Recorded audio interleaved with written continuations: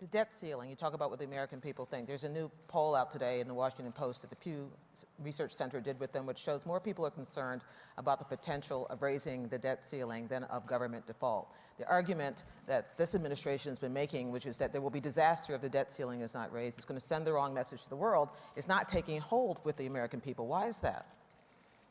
Because they've never lived through it, and nobody knows what will happen. I don't think, in a lot of these areas, I think polling can be useful, but you can't be paralyzed for it because in the end, people hire the president and the Congress to win for them and to win for America.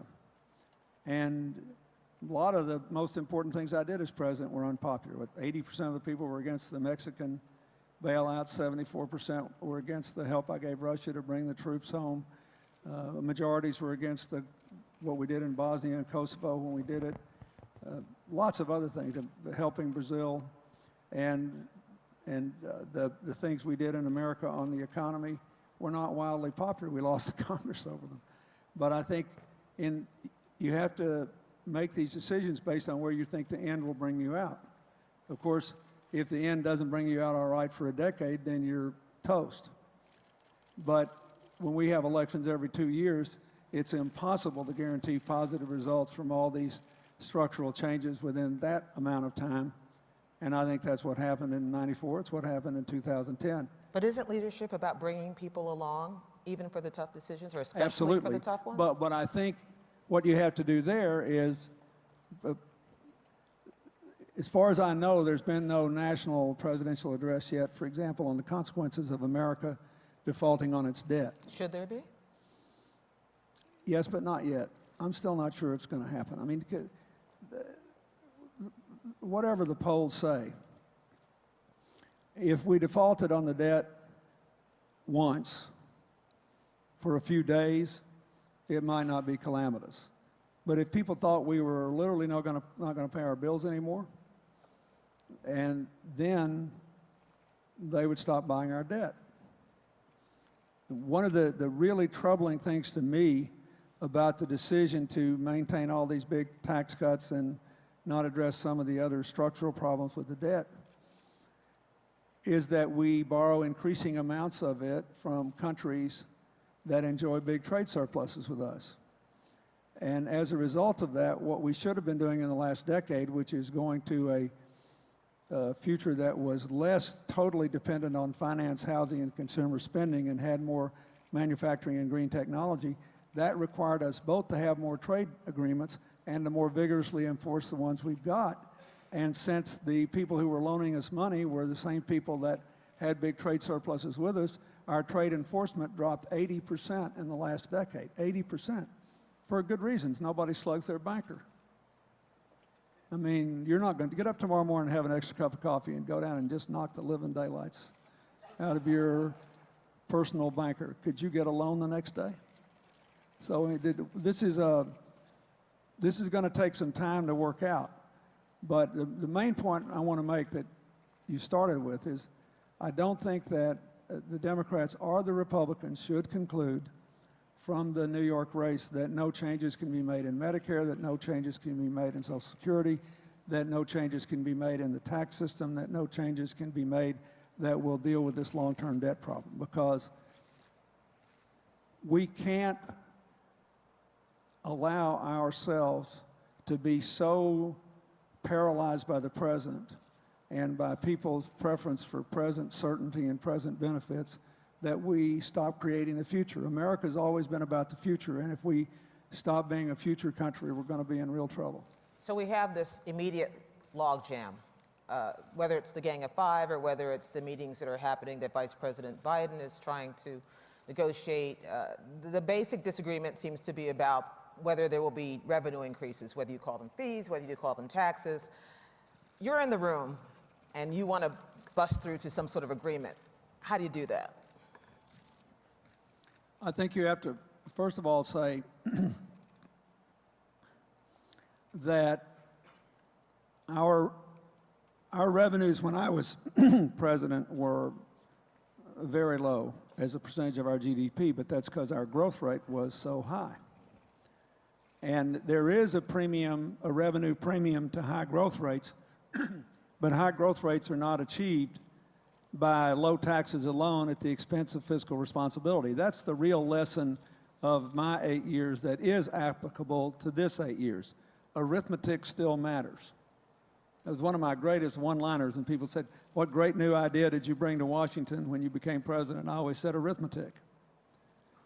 So the idea that the lower the tax rates are, the better everything will be has been debunked now for 30 years, both in positive terms when I was president and in negative terms by quadrupling the debt once and then doubling it again. So, I mean, how many times do we have to see this movie before we know how it ends? On the other hand, could you have taxes that are too high or too stupid? Absolutely. So what I think we have to do is to say that, would it be good if the federal revenues were somewhere between 20 and 22% and no more at robust growth rates, and maybe someday they'd be lower again like they were when I was president? Yeah. They probably can't get as low as they were when I was president until after the baby boomers have died out. Some of this is demographic. And keep in mind, the grandchildren of the baby boomers are more numerous than their parents. So we will have demographic relief from Social Security after about 18 years and from Medicare after about 20, and that'll be a good thing. But I think you just have to make the point. I also think that we may have some room for tax reform here. One of the really impressive accomplishments, I think, of the Bowles-Simpson Commission was pointing out just how much money there is out there in the so-called tax expenditures. And I would favor returning individual rates to where they were when I was president, and maybe even across the board, but certainly for the upper income people. Then I think you ought to do something with the tax expenditures. On corporate taxes, I have a little different take. I raised corporate tax rates, and I thought it was important because the percentage of the federal pie covered by corporate taxation went way down in the 12 years before I was president. But it is very important to be internationally competitive. So our rates are fairly high compared to all of our competitors, but our loopholes are also fairly high. So if you got rid of a lot of the tax expenditures on the corporate side, you can actually lower rates and still raise the same amount or more money, and that would make us, I think, look more competitive and be more competitive. But then everybody would have to pay something. You wouldn't have some corporations paying 35% under, and then others paying 10. You talked about arithmetic, and I talked earlier about sacred cows. One of the pieces of arithmetic that the Peterson Foundation and these 6 groups have put on the table is reducing or eliminating the home mortgage interest deduction, a sacred cow if ever there was one. Is that a reasonable arithmetic target? Well, I certainly think it can be reduced. There's no question that at $1 million it contributes to inflation. And there's no question, since it only goes to one home and so many people with a heck of a lot of money have more than one home, that the absence of it's not a deterrent to getting the house. So I think that that's something that should be reduced. That we need to, here's what I think about how far down you should go. You need to look very carefully at these income levels and see how much inequality has increased. And we need to try to structure a tax system that doesn't aggravate it. One of the reasons that America is not more productive and that growth rate is not higher is that from World War II to roughly 1980, the bottom 90% of Americans had 65% of the income, and the top 10% had 35%, and the top 1% had 9%. It was enough inequality to reward people for working hard, having good ideas, starting new businesses, putting people to work, and not so much inequality that it constricted the capacity to build a great middle class and a growing economy. In the last 30 years, those numbers have changed.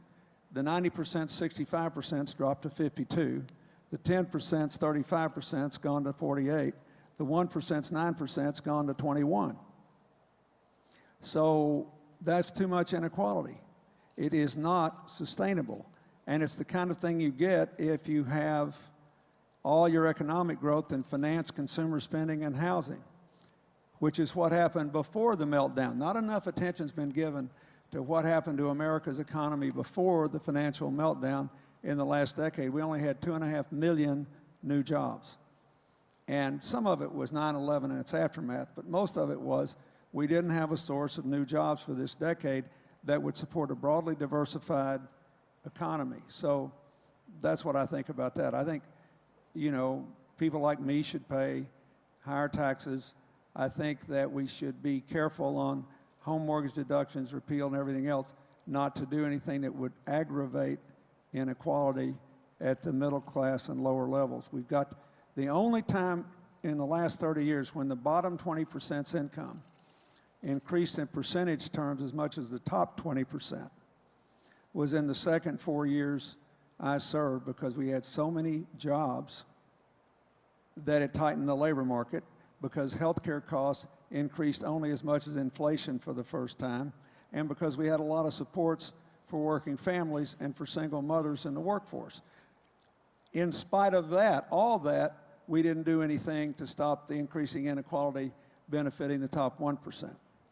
So I just ask you all to think about that. I think that in the back of our minds, we should realize that as we come out of this and create more jobs, we ought to create more consumers, and that requires that the income distribution support a middle class income and allow poor people to work their way into it.